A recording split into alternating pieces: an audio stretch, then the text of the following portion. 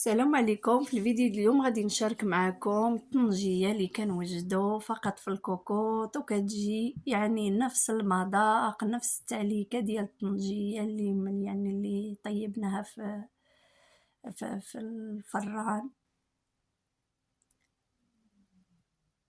راه كتجي رائعة ومعلكة والمذاق يا سلام.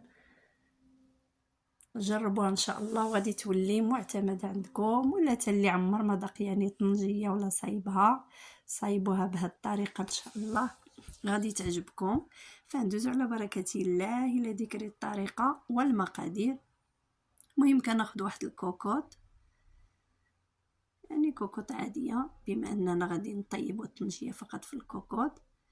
غادي ناخذ قطع اللحم، هنايا خديت قطع اللحم ديال الملج البقري، فراه كيجي لذيذ في الطنجية وكيطيب يعني دغيا، ما كياخدش واحد الوقت كتير، تقريبا واحد نص ساعة. المهم اللحم على حسب عدد الافراد. ثم غادي نضيف لهذا اللحم واحد الراس ديال الثومه اللي قشرتها راس كامل.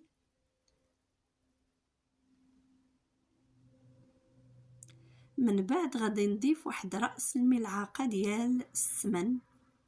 فهذا السمن يعني الا عندكم ما مجهدش فراه كتضيفوا حتى نصف ملعقة على حسب السمن اللي عندكم.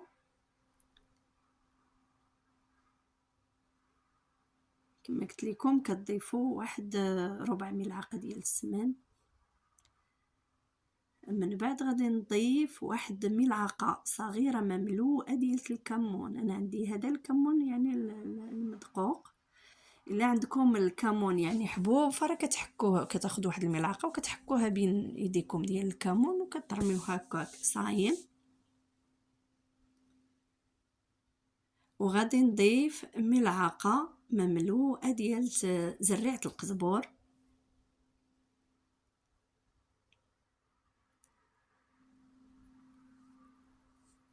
من بعد غادي نضيف الملح. فالملح يعني ما تكتروش، فكنضيفوا يعني واحد الكميه قليله كما شفتوا.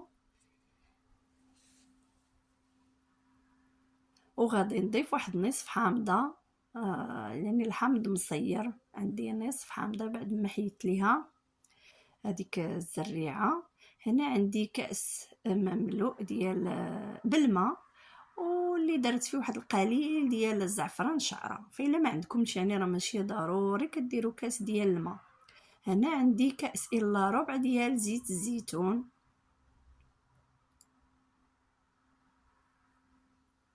صافي هادو هما المكونات اللي كنديروا يعني كنضيفوا اللحم وكنحركوهم بهذه الطريقه.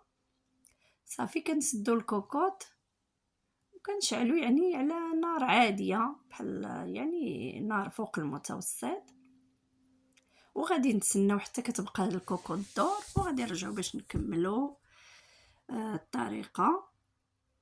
يعني هنا كما شفتوا فاش كتبدا تصفر فوا كتبدا تصفر الكوكوط فكنقصوا بحال اللي غادي نطيبوا الطاجين، كنقصوا النار يعني تكون مهيله، كنخليوها طيب. يعني بعد ما كدوز واحد المده تقريبا 30 دقيقه. الملجرة ما كياخدش الوقت في الطياب. كما شفتوا اللحم راه طايب، قلبته لقيتو طايب، باقي فيه شويه الماء كنردو على النار يعني حتى كتعقد ليا هذيك توقف ليا ديك المرقه، يبقى غير الليدام واللحم.